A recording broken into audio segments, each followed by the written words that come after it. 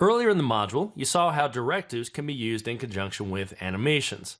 So up to this point, we've seen the basics of that. We've seen how to integrate ng module into the mix and how we can define transitions or CSS keyframes. Now let's look at how we can integrate the CSS classes we've defined into some of the directives. So several directives can be used with animations as mentioned, everything from ng class, ng view, ng repeat, and several more. Well, here's an example of how easy it is to associate a directive with an animation class.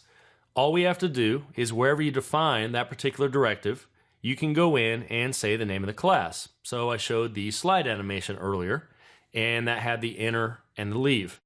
Well, now we have a great opportunity to provide a little bit more of a smooth transition as we go between views, as opposed to the default kind of abrupt transition that's a little bit jarring and definitely doesn't look as professional. So we could slide things in, we could fade things in, and do much more if we wanted. You can also do this with things like ng show or ng hide. So in this case, as we enable something and show it, we could actually call this show hide animation.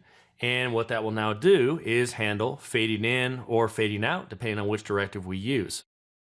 And then with ng repeat, it's actually very common to use animations. I like them especially for filtering.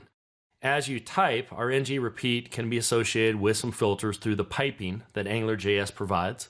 And here's an example where we associate a repeat animation with ng repeat, and we could maybe fade out the items that are being filtered. So let's take a look at how we can hook in our existing CSS animations into some of these directives.